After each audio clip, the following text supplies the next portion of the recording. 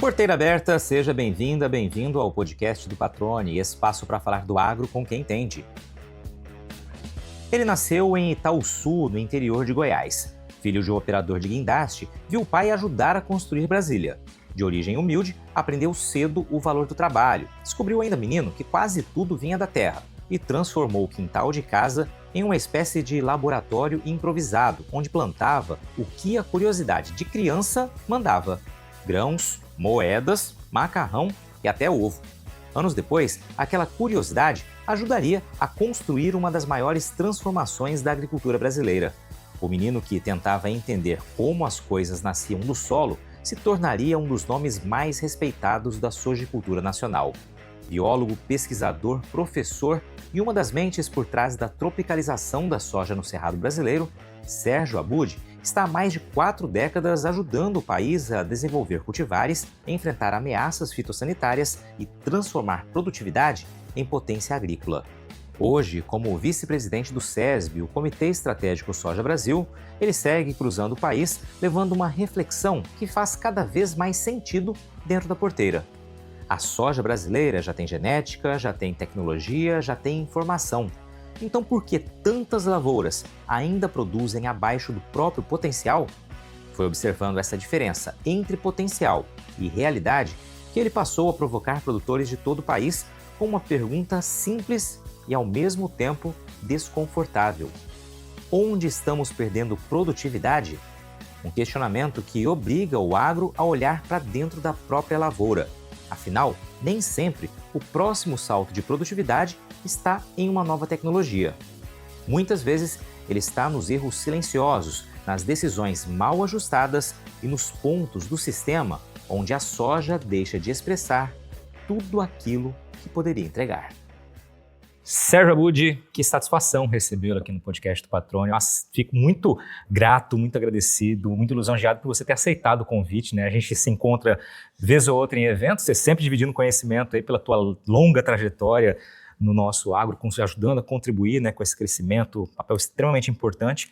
E estava na lista, ele até brincava aqui, né? Estava na lista pessoas que eu gostaria de bater um papo pessoalmente. Felizmente chegou a hora, nessa semana estamos aqui no encontro técnico do Grupo LOX em Cuiabá e deu certo. Seja bem-vindo, obrigado por aceitar o convite, cara. Tudo bem? Obrigado, eu que agradeço por essa oportunidade, né? E a minha vida inteira, né, trabalhei com pesquisa, gerando informação para o campo. Então, quando a gente tem essas oportunidades de transmitir, de transferir um pouco dessa vivência, o prazer é nosso, né? Realmente é uma satisfação muito grande saber que esse conhecimento pode chegar a alguém, né, e contribuir com uma pessoa e com o país também, né? Que maravilha. Você falou de a vida inteira, né? E você usou a expressão durante a sua apresentação que não está mais na Embrapa, né? Você falou, eu saí da Embrapa, mas a Embrapa não sai de mim, e essa veia missioneira foi a palavra que você utilizou.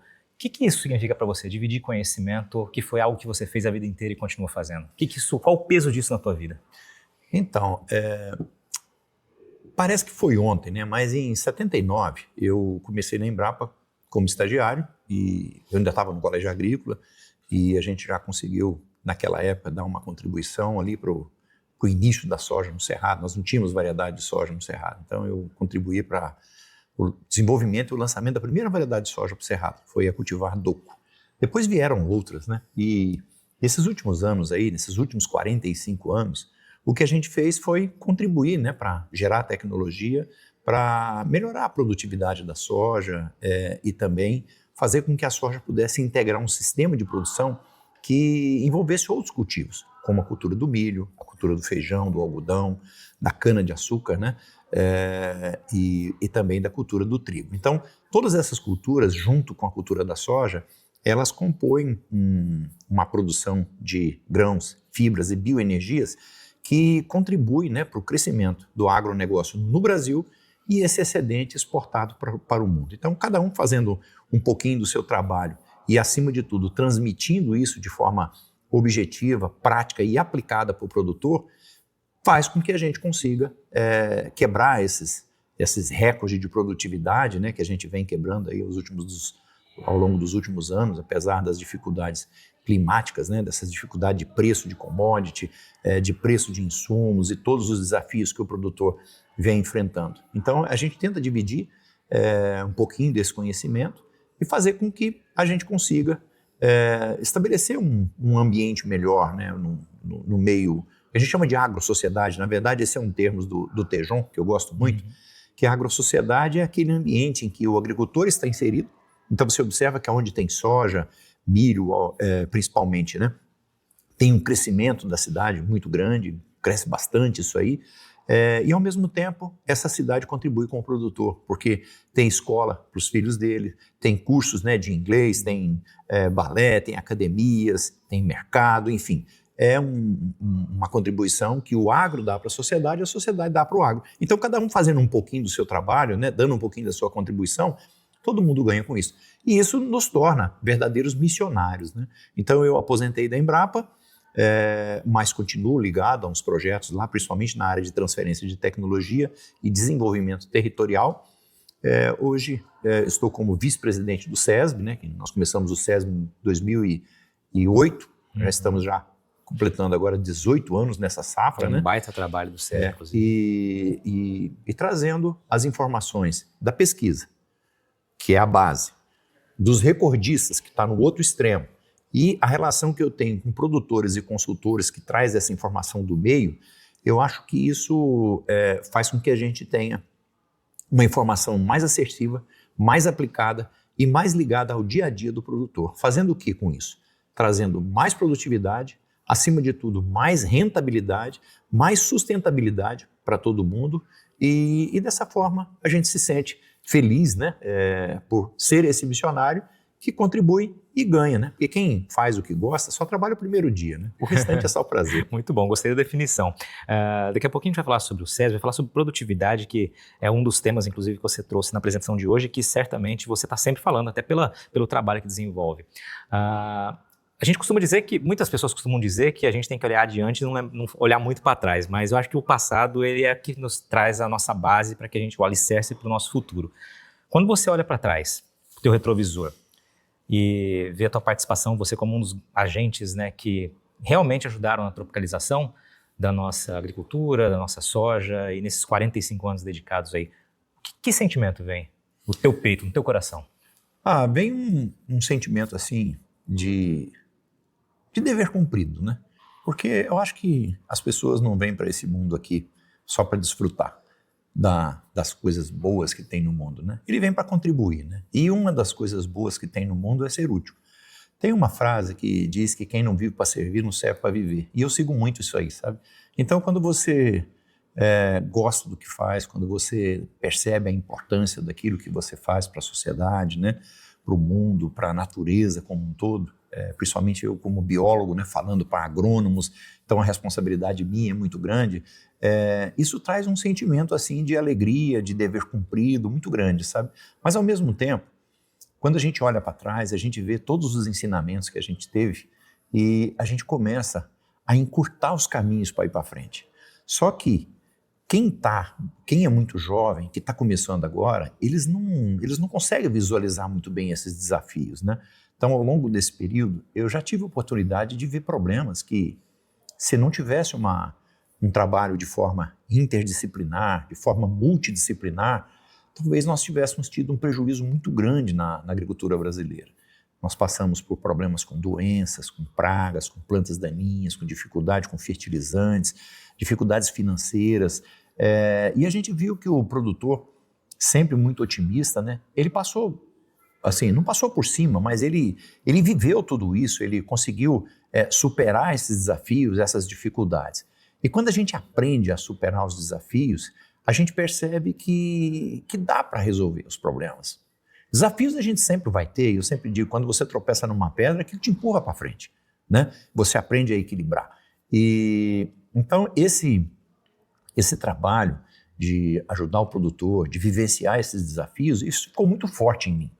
Porque eu, quando estava na Embrapa, eu coordenei algumas atividades a nível nacional, né, como foi o problema da Helicobacter parmígera, a própria ferrugem asiática, né, quando nós criamos o consórcio antiferrugem, as dificuldades com fertilizante, né, nós criamos aquela caravana Embrapa Fértil Brasil, né, levando ao produtor informações sobre como ser mais eficiente no uso dos fertilizantes, né, e todos esses desafios em relação ao SESB também. Então, tudo isso nos mostra que aprender nos ensina a tomar decisão no futuro, sabe? Então, mas a gente precisa passar isso para frente, porque é melhor a gente ensinar como se equilibrar, né, do que deixar as pessoas estar fazendo aquele retrabalho, né? Então é importante a gente passar essas informações para frente e seguir todo mundo junto, né? Maravilha. Você falou da Ecoverpa Armígera, eu me recordo, na época eu estava trabalhando com TV aberta em Cuiabá, aqui na filial da Globo, e foi a primeira lagarta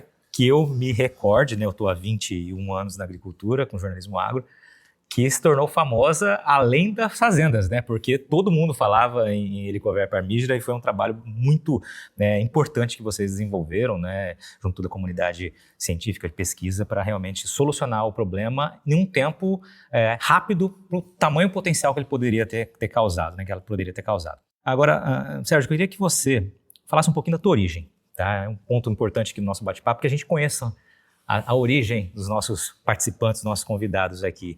E qual foi, o que vem na tua cabeça, a primeira lembrança de campo? Na infância, enfim, me fala um pouquinho da tua origem. Eu sou de uma família muito humilde, mas de pessoas assim que tiveram que enfrentar muitos desafios. Então, assim, enfrentar desafios faz parte da minha história, né? E eu acho que isso ajuda a gente a pensar de forma coletiva também, sabe? Porque, como dizia o Nishimura, né? Ninguém cresce sozinho, a gente só cresce junto com as pessoas, junto com as oportunidades. Uhum. Mas quando eu era menino ainda, muito criança, eu sempre dizia para minha mãe que tinha que plantar as coisas, porque tudo vinha da terra, né? Tinha que plantar. E a minha mãe nunca me disse que nada ou que alguma coisa não viria da terra. Então eu pegava com ela moeda, dinheiro, né? Macarrão, arroz, feijão, batata e plantava. Tinha um cantinho lá no quintal, lá, eu ia lá, cavava e colocava aquilo ali. Algumas coisas não nasciam, né, obviamente, que são produtos da agricultura, mas algumas coisas nasciam. E aí, depois que eu tive essa experiência, ela falava que, olha, isso aqui não nasce plantado dessa maneira, mas tem uma outra coisa, por exemplo, um macarrão. Você planta um trigo, o trigo vai dar o grão vai ser processado e dá o macarrão, né? Então essas coisas eu fui aprendendo muito cedo. Já cheguei até a plantar ovo, pra você ter uma ideia, né? A moeda foi real também? Plantou moeda? A moeda na época ainda era o cruzeiro, né? O cruzeiro velho. Que não, foi real, aconteceu foi mesmo. Foi moeda mesmo, plantei a moeda mesmo. Mas não, infelizmente não nasceu, né? Depois eu fui lá e tirei a semente, trouxe de volta, né? Mas então esse foi meu primeiro contato com o campo. E na cidade que eu morava, tinha um colégio agrícola. Que cidade que era? Era em Brasília, lá em Planaltina. Mas você nasceu? Eu nasci em Goiás, fui para Brasília e a gente foi morar por lá e aí eu fui para o colégio agrícola. E olha que coisa interessante, rapaz. Quando eu fui para o colégio agrícola, tinha um ônibus, o colégio ficava assim uns 7 a 10 quilômetros afastado da cidade. E tinha um ônibus, mas nós tínhamos que contribuir com um recurso para poder usar o ônibus. E eu não tinha o dinheiro para usar, para poder fazer isso aí. E aí eu falei com o professor lá do colégio que eu ia correndo, né? Então eu ia e voltava todo dia correndo. Passei quase um mês fazendo isso. Aí falei com ele que eu precisava de uma oportunidade de ficar interno. Mas os internos eram pessoas que moravam fora do Distrito Federal. Então eu não podia. E aí, um belo dia ele me falou, olha, tem um projeto aí da Embrapa que se você cuidar dos experimentos, você pode ficar dormindo aqui, porque você vai ter que cuidar no final da tarde e de manhã bem cedo. Aí eu falei, deixa comigo. E aí eu comecei a cuidar desses experimentos lá na Embrapa. E eram experimentos de soja. Soja, assim, americanas, né, que tinham vindo dos Estados Unidos aqui para o Brasil, como Bragg, Bossier, Davis, Rio, Hampton. Tinha a Santa Rosa, né, que foi a primeira variedade lançada no Brasil, e uma Paranazinha, que era uma variedade precoce. Aí, com isso, eu conheci o pessoal da Embrapa. E aí, nas férias, eu passei aí fazer estágio na Embrapa. Vencido aquele experimento ali, eu ia voltar a correr, né? Mas aí teve um concurso lá, tipo uma peneira para selecionar os atletas do colégio. Então, como eu gostava muito de correr, eu passei como atleta. E eu ficava dormindo no quarto dos atletas, que a gente treinava à noite, né? E mantive o meu relacionamento com a Embrapa. Então, você imagina, eu precisei correr atrás do ônibus para gerar a oportunidade de conhecer o pessoal da Embrapa e comecei a fazer estágio na Embrapa. Então, eu fiz estágio durante 3 anos. E aí foi que eu passei, eu fui contratado, né? E aí eu segui minha carreira dentro da Embrapa. Mas, então essa é a minha origem. Eu, de uma situação difícil, gerou a oportunidade de fazer o estágio na Embrapa e que me levou a trabalhar durante esses 45 anos na Embrapa. A escolha pela biologia se dá como? A biologia foi porque, agronomicamente, eu tinha muita informação do colégio agrícola e também a informação de campo, porque eu trabalhava com experimentos em fazendas. Então, essa vivência que eu tenho hoje é tudo vivência de trabalhar em fazendas, né? E eu percebia que entender o funcionamento da planta era importante junto da agronomia. Porque a agronomia a gente sabia muita coisa de o que fazer, quando fazer e como fazer. Mas por que fazer? Faltava um pouco dessa informação. Então, entender um pouco de fisiologia de produção, de fisiologia da planta e de outros mecanismos, como, por exemplo, mecanismos que regulam a expressão de genes que vão expressar uma característica que você quer na planta, como resistência a uma doença, resistência a um estresse, enfim, essas características específicas. Eu ia ter na biologia, eu não ia ter na agronomia, porque da agronomia eu já tinha essa base. Fui para a biologia. Bom, lá na biologia eu me especializei em genética molecular, em mecanismo de regulação de expressão de genes. E isso me ajudou muito no conhecimento lá na Embrapa, né? E trabalhei muitos anos no melhoramento, né? Depois eu fui para a transferência de tecnologia, porque além da biologia eu fiz licenciatura. Então eu tinha o bacharelado, fiz dupla habilitação. Na licenciatura a gente aprende um pouco dessa psicologia de ensino, dessa forma de como você trabalhar o desenvolvimento cognitivo, o aprendizado, né? Então isso fez com que eu tivesse um pouco mais de facilidade também, junto com esse dom, né, que a gente tem de comunicação, e fui para a transferência de tecnologia e estou fazendo isso até hoje. Uma nova safra de sementes já está guardada na indústria e na AgroSol, as equipes mantêm o cuidado com toda essa produção. Por lá, o período é de muita atividade para quem atua na operação. É quando todo o planejamento feito ao longo do ano se transforma em trabalho contínuo, com o pessoal engajado para garantir qualidade da semente em cada etapa do processo. Antes mesmo da colheita dos campos de produção, o controle de qualidade atuou de forma estratégica, com análises técnicas das amostras coletadas. As informações do campo, do laboratório e do beneficiamento industrial se conectam para garantir precisão no processamento e maior aproveitamento das sementes. É um momento em que toda a empresa está mobilizada. Diferentes áreas se unem para incentivar e reconhecer o trabalho das equipes, que lidam diretamente na área operacional, reforçando a confiança no potencial técnico, no comprometimento e na dedicação de quem está à frente do processo. Afinal, produzir sementes exige capricho, atenção aos detalhes e, claro, trabalho em equipe. É dessa união entre setores que nasce o resultado que chega ao produtor.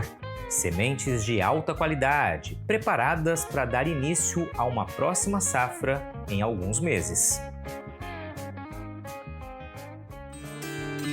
Você está ouvindo o podcast do Patrone, agroinformação com quem entende. Budi, a gente falou um pouco antes aqui, durante o evento, antes do nosso bate-papo, que você até colocou no seu Instagram ali, né? Você recebe muitas perguntas, muitas vezes a mesma pergunta, né? Todo mundo vai querer saber o que é preciso fazer para aumentar a produtividade. E no mesmo post você coloca o seguinte, talvez a pergunta seja outra, a pergunta mais estratégica. Onde estamos perdendo produtividade? Onde pode chegar a nossa soja? Como que a gente está distante com relação às médias que a gente está obtendo hoje? E eu queria que você falasse sobre esse perder produtividade, onde a gente está perdendo. Trabalhando com a genética e desenvolvendo variedades de soja, e a hora que eu consegui, um trabalho em equipe, é claro, né, participar do desenvolvimento de variedades muito importantes para o desenvolvimento do país. A própria DOCO, né, que foi a primeira variedade lançada para o Cerrado, Conquista, que foi uma variedade muito plantada, a Valiosa, que foi a primeira variedade transgênica para o Cerrado, Flora, que foi a primeira variedade de ciclo curto lançada para o Cerrado, e muitas outras variedades. Então, lá nos ensaios, a gente observava que o potencial de produtividade da soja era muito mais do que o que a gente colhia. Então, nós estávamos colhendo 150 sacas por hectare, ou 9 mil quilos, né, de soja por hectare, enquanto que as lavouras estavam colhendo 50, 60. Então, falamos, o que está acontecendo? Então, o que tem de diferente de 150 para 50? São 100 sacas. Onde que está ficando isso? Então, era importante você entender na fisiologia de produção, no manejo e nas diversas áreas, onde que está reduzindo essa produtividade. E aí a gente foi estudar um pouco. Então eu vi que o que determina a produtividade é a genética, mais o clima. O que limita a produtividade é a distribuição de água. Então nós temos que armazenar água no solo. E o que reduz produtividade São pragas, são doenças, é tudo aquilo que ou enfraquece a planta ou se alimenta da planta, né? Como, por exemplo, a destruição de folhas ou falta de planta. E aí a gente foi vendo que esses fatores, eles reduziam produtividade. Agora, como é que nós vamos conseguir mostrar para o produtor que ele está perdendo produtividade se ele não sabe quanto que ele poderia produzir?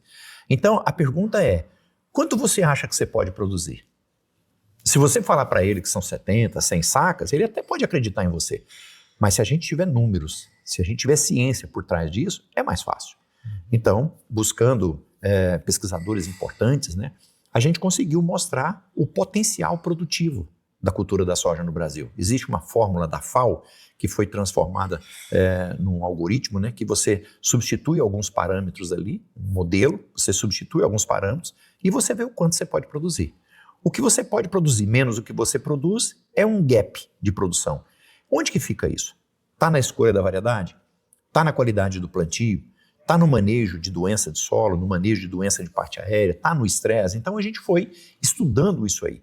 E a gente viu que grande parte da produtividade ela é perdida porque o solo não armazena água, que é um fator que limita a produtividade, água. E tem que armazenar no solo. Solo compactado ou solo que não tem a quantidade de macro e microporos ideal, ele não vai armazenar água. Então, com pouca chuva, aquela planta ela vai tirar a água do solo, ela vai transpirar essa água do solo e o solo vai secar. E quando ele seca, enfraquece as raízes, as doenças vêm, tomam conta e mata a planta. Então, tem que armazenar água no solo. A gente foi entender toda a parte química, física e biológica de você construir um solo saudável, né? Depois, qual que é a melhor genética para cada talhão? Nós temos genéticas boas para diversos ambientes, mas para um talhão ou para o outro, nós temos a melhor genética. Qual que é a melhor população de plantas? Qual que é a melhor distribuição, que é o arranjo de plantas? Depois, qual que é a melhor época de você plantar? Então a gente foi estudando todos esses fatores que de alguma forma eles reduzem produtividade. E a gente transformou isso numa palestra, né, que foi validada junto aos produtores, com os dados que nós temos, e hoje a gente tenta mostrar isso para o produtor. Tem um dado interessante que eu até falei na minha apresentação, que se nós pegarmos aí os produtores que plantam soja em áreas de menos de 50 hectares, chega a mais de 70% dos produtores brasileiros. É muita então, coisa. Um produtor que tem uma área pequena, ele tem muito medo de tomar a decisão, e se a decisão for errada, ele perde tudo. Por outro lado, um produtor muito grande, ele não consegue inserir uma mudança dentro do processo ou da metodologia que ele usa, da tecnologia que ele usa, rapidamente. Porque tem muita área envolvida. Então, quando você trabalha aí com produtores aí de 500, 1.000, 1.500 hectares, essas tomadas de decisão elas são mais fáceis. E a gente valida isso. Hoje nós temos o sucesso de ter produtores que a gente acompanha, que têm produtividades acima de 100 sacas em áreas expressivas, áreas com mais de 500 hectares, produzindo mais de 100 sacas. Então a gente observa que isso é possível. Agora, entender como levar essa informação e mudar o comportamento das pessoas é uma dificuldade muito grande. Porque, primeiro, por trás de tudo que a gente está falando aqui, tem pessoas. E quando tem pessoas, tem crenças. E você mudar uma crença, mudar um paradigma, não é uma tarefa fácil. Porque a vida do produtor ela é depositada em cada safra. Então, quando você fala para o produtor, você precisa pensar 2, 3 safras, vamos pensar em sistema. Se ele não tiver capitalizado, se ele não tiver com uma situação equilibrada, ele não consegue pensar. É como uma pessoa que não tem o dinheiro para comprar o jantar. Ele está preocupado com o almoço. O jantar é depois. Então, muitos produtores, eles não conseguem pensar em sistema. Eles pensam em cada safra. E quando você pensa em cada safra, você sofre os desafios daquela safra. Isso pode te trazer, por exemplo, vantagens, como um ano de clima bom, de condições boas, ou desvantagens. Um ano em que os insumos encarecem, em que o preço da commodity é muito baixo, ou que falta chuva, ou que tem excesso de chuva. Então, o produtor, quando ele pensa no sistema como um todo, ele consegue ter mais sucesso. Mas para a gente colocar isso na cabeça dele, você tem que entender que são pessoas. Essas pessoas precisam de motivação. A motivação leva a uma mudança de comportamento. E a mudança de comportamento traz o sucesso. E se você não estiver acompanhando ele o tempo inteiro do lado dele, no meio do caminho alguém pode tirar essa motivação dele. Então, a motivação nós temos 3 tipos. Motivação cultural, Que foi o que nós fizemos aqui. Eu fiz uma palestra para um grupo grande, tá, que era uma motivação cultural. Aí vem para a motivação pessoal. Os gestores, as pessoas que são os estrategistas desse grupo, eles vão parar para pensar no que eu falei. Eu acho que o Sérgio tem razão. Aí nós vamos partir para a motivação situacional. Será que eu consigo aplicar isso? Você viu, nós tivemos uma pergunta lá no evento, que foi de um dos gestores, e quando ele analisa o todo, a tomada de decisão dele vai envolver mudanças comportamentais muito grandes dentro do grupo. Então, é importante a gente estar próximo, levando essa motivação, levando informação, levando confiança para que o produtor consiga mudar de comportamento e, com isso, colher bons frutos. E da maneira como nós conduzimos a agricultura no Brasil, cada safra ela vem recheada de uma porção de surpresas e desafios. Isso é muito difícil para nós da transferência, para nós da comunicação, como é o seu caso, ter a palavra entendida e seguida quando a pessoa está num desafio muito grande ou está num momento assim de muita dificuldade. Ele vai tentar sobreviver, né? Então, nós não podemos desistir. Nós temos que continuar lutando. O fato é que a produtividade da soja no Brasil vem crescendo de 2015 para cá. Ela teve estagnada até 2015. Hoje, nós já estamos chegando para essa próxima safra, possivelmente a mais de 60 sacas de média de soja por hectare, que é uma produtividade recorde. Os recordistas do SESB, com certeza, pelo que nós observamos no campo, eles vão produzir muito mais do que nas safras anteriores. E foi um ano desafiador. Mas por que isso está acontecendo? Porque o produtor está vendo que, usando aquela metodologia, aquele manejo antigo, não funciona mais para essas variedades modernas. Então ele tem que se atualizar. E se ele não tiver confiança no que ele faz, ele não faz bem feito. Então é por isso que cada vez mais você, eu e todos nós da comunicação, nós temos que estar mais próximo dos canais de comunicação, levando essas informações de forma prática, de forma aplicada, para que ele consiga confiar naquilo e fazer a mudança de comportamento, e com isso nós teremos resultados melhores. Excelente. Vou pegar para o ponto que o senhor disse das dificuldades de um cenário, que é o que a gente vivencia agora. Então o produtor que está ouvindo aqui e vai estar se preparando com todo o desafio, né, geopolítico de custos para a próxima safra de soja, para o próximo plantio. Se eu tivesse que deixar aí 3 dicas aí, vamos colocar assim, o que ele deve olhar para ele buscar ser mais assertivo, né? Não existe imediatismo, mas já nessa próxima safra tem um resultado melhor do que a anterior, considerando que, né, todo o extracampo seja similar. Então, o cenário é um cenário desafiador. Nós temos problema de custo, nós temos problema de disponibilidade de insumos, nós temos problemas climáticos e nós temos problemas com variação no preço das commodities, né?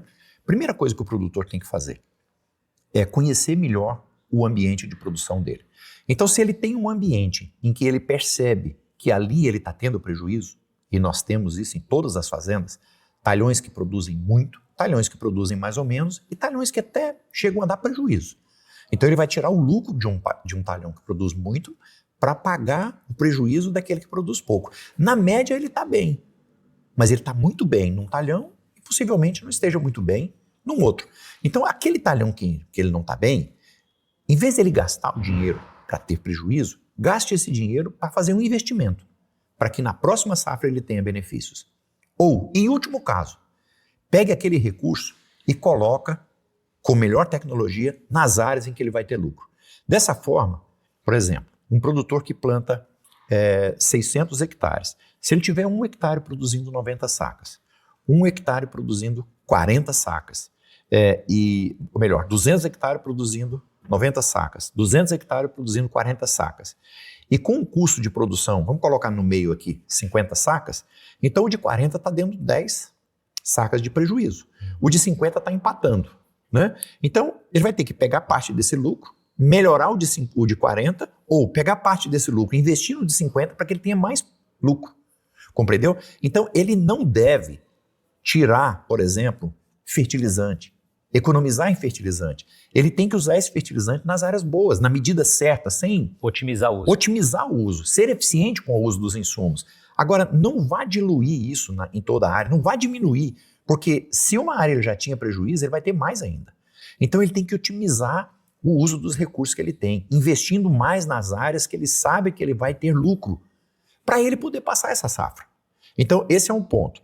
O outro ponto, procure conhecer quais são os fatores que reduzem produtividade na sua lavoura. Por exemplo, eu estou usando a minha melhor cultivar, eu estou plantando na minha melhor época de plantio, eu estou usando os protetores da lavoura da melhor maneira possível. Fiquem atentos na qualidade das operações das lavouras para reduzir perdas nessas áreas. Então, aumentar a eficiência, né, do uso dos insumos, melhorar o manejo da lavoura para reduzir perdas e comprar e vender bem.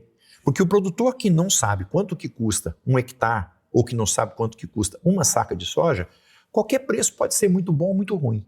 Agora, quando ele traz essas continhas bem controladinhas, sabendo exatamente o que ele está gastando, com um operacional muito bem feito, ele vai sofrer menos. Então, assim, é um momento de acertar mais e correr menos risco. Você está ouvindo o podcast do Patrone. Agroinformação com quem entende. Ô Abud, vamos lá, rapidamente aqui. Olhando para 45 anos adiante, como você vê a nossa produção de soja, nossa agricultura? Nós vamos chegar aonde com esse exercício de futurologia aí? Essa é uma pergunta excelente. Vamos olhar para trás mais uma vez. Nós tivemos o ciclo do pau-brasil. Foi um ciclo em que nós produzimos matéria-prima. Esse pau-brasil saía daqui e ia para o exterior. Depois nós tivemos o ciclo da cana-de-açúcar. Essa cana saía daqui, produzia, né, açúcar e saía para o exterior. Tivemos outro ciclo, como o do ouro, que saía matéria-prima. Café, sai matéria-prima. Suco de laranja, enfim. Hoje nós somos os primeiros colocados em exportação de uma lista de produtos. Pelo menos 8 produtos nós somos os primeiros colocados lá. Até suco de laranja é uma coisa extremamente importante. Então, quando eu olho para a cultura da soja lá no futuro, eu gostaria muito que nós tivéssemos um investimento maior em processamento, em industrialização dessa matéria-prima no Brasil. Porque nós estamos num país tropical. Um país tropical, você produz bem, mas você também tem muito problema com praga, com doença, entendeu? Com problemas climáticos, né? O ganho genético não é uma coisa assim que a gente vá, sabe, descobrir agora um gene que vai dobrar a produtividade. Porque o custo de produção só sobe. Por uma série de dificuldades, ele sobe. O Brasil, ele é um importador de fertilizantes, né, que é uma coisa muito importante para nós. Grande parte dos insumos que chegam no Brasil são importados. Então nós temos uma dependência de importação muito grande. Para quê? Para poder exportar. Então se nós conseguimos processar uma parte desses produtos, industrializar, com, por exemplo, combustível de avião, borracha para a indústria e outros produtos que nós temos, eu acho que nós vamos agregar valor. A exemplo que nós estamos fazendo com milho, com etanol. O etanol de milho, o etanol de trigo, o etanol de sorgo que vem, né? Então eu acho que o Brasil precisaria investir um pouco mais nisso. Eu tenho certeza que nós vamos até produzir mais soja, mas o custo também vai subir. Então essa dificuldade é a mesma. Eu só não gostaria é que nós entrássemos no mesmo ciclo da borracha, da cana-de-açúcar, do pau-brasil, em que nós ficássemos sem, por exemplo, vamos supor que descubram uma outra fonte de proteína aí e a soja deixe de ser tão interessante. O que nós vamos fazer com esse universo de produção de soja? Então, a integração dos sistemas, onde a gente consiga produzir soja, milho, algodão, feijão, cana, trigo e processar tudo isso, aquelas culturas que a gente depende, né, de importar, a gente tentar produzir mais no Brasil, tem incentivos para isso, e processar e agregar valor nisso, eu acho que é uma excelente estratégia para a gente já pensar a médio prazo. Porque a genética vai trazer mais óleo para a soja. Mas se a gente não souber o que fazer com esse óleo, nós vamos exportar óleo. E junto com o óleo vai água. Você vê, cada tonelada de soja que a gente exporta, vai 130 litros de água junto. Porque são 13% de água, né, que nós temos. Então nós precisamos de descobrir meios para poder agregar valor. Excelente. E transformar o campo de produção de matéria-prima, mas também em produtos agregados. E aí a indústria, né, precisa desenvolver nisso. Nós não podemos acreditar que o agronegócio, num país tropical, consiga suportar mais 45 anos. Nós não podemos deixar de investir nisso, mas investir na indústria, agregar valor, eu acho que é o caminho para os próximos 45 anos. Excelente, excelente. Rapidamente aqui, SESB, a produtividade que vocês estão alcançando, os campeões, está em torno de quanto? Você espera para quanto esse ano aí? Olha, nós tivemos uma produtividade o ano passado de 135 sacas. A média das últimas 7 safras são 129 sacas.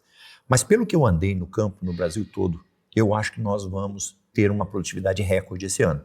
Eu ainda não sei a produtividade, porque o pessoal do SESB só publica isso no fórum que nós vamos ter, né, no dia 7 e 8 lá no Royal Palm, em Indaiatuba. Nós apresentaremos os campeões, teremos painéis, né, vai ser um evento de 1 dia e meio, um evento muito bom. Ali a gente vai conhecer os recordistas, mas eu tenho certeza que, pelo que eu vi, nós vamos ter recorde de produtividade de soja, mais uma vez. Que maravilha. Sérgio, as 3 perguntas finais aqui do podcast, todo mundo tem que responder essas perguntas aqui, tá? Bate pronto aqui. Primeiro, qual a pergunta que o Sérgio Abud ainda não respondeu, não lhe fizeram essa pergunta e que você gostaria que lhe fizessem um dia? Boa pergunta, acho que foi essa. e essa você pode jogar futurologia também, se quiser lá na frente pensar. Não, mas assim, é uma coisa que o pessoal às vezes não me pergunta como que a gente faz para poder melhorar essa condição biológica do ambiente de produção? Ou seja, como que eu transformo um ambiente que é um ambiente curativo, né, onde a gente tem muita doença, muita praga, que é característico de ambientes tropicais, num ambiente supressivo? Essa é uma pergunta que a gente está tentando responder, provocando as pessoas, mostrando que os biológicos são aliados fortíssimos ao manejo que nós temos hoje. E numa condição tropical, trabalhar com biológico é muito melhor do que trabalhar com um produto erradicante, um produto que tem uma ameaça muito grande. Porque à medida que você pressiona uma população de praga ou inseto, ele responde geneticamente. Agora, quando você traz biológicos que estão equilibrando esse nicho, ou seja, em vez dele trabalhar erradicando, ele trabalha equilibrando. Compreendeu? É um nicho de alimentação e produção. Então, os biológicos fazem parte disso. Isso as pessoas perguntam um pouco. Por quê? Porque eles usam muito o manejo curativo e não supressivo. Excelente. Uma curiosidade sobre o Sérgio Abud.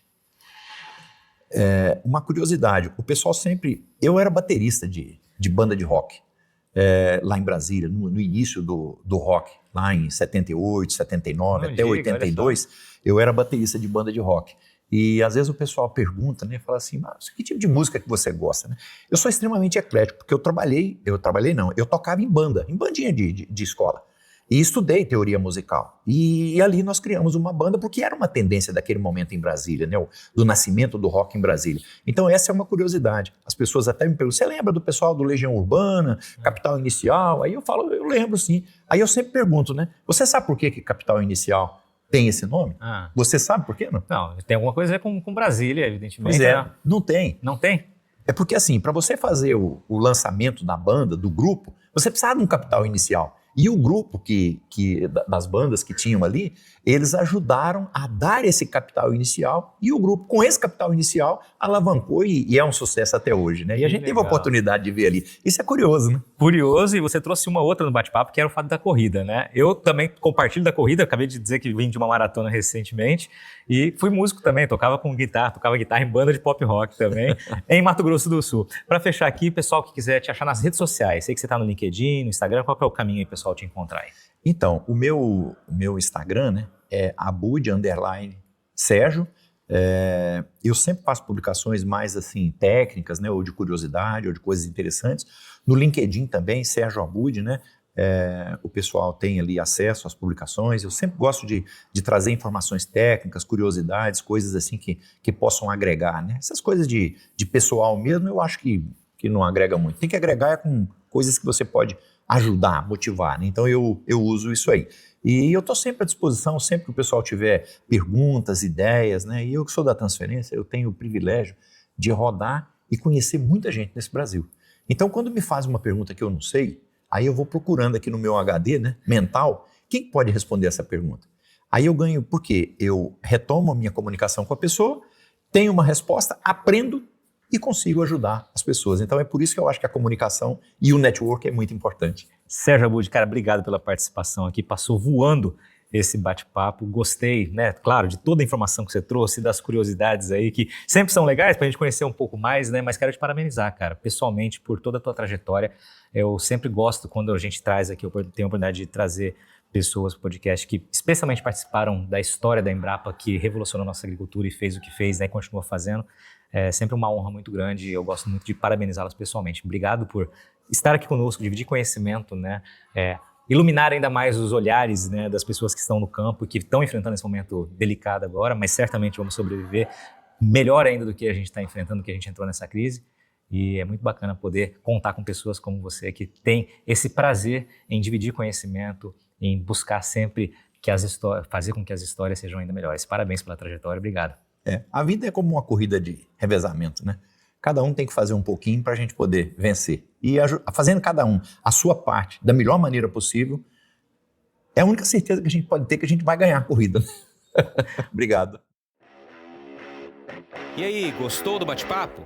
Então dá aquela força e compartilha essa entrevista com os seus contatos. E olha, aproveita para mandar aquele feedback dizendo o que você está achando do podcast do Patrone. Pode criticar, elogiar, sugerir temas e pessoas para dividir boas histórias aqui nos próximos episódios. É só enviar uma mensagem lá no Instagram para @LuizPatrone que a gente troca uma ideia, viu? Então, gente, sucesso da porteira para dentro, força e fé da porteira para fora e vamos que vamos. Você ouviu o podcast do Patrone, agroinformação com quem entende.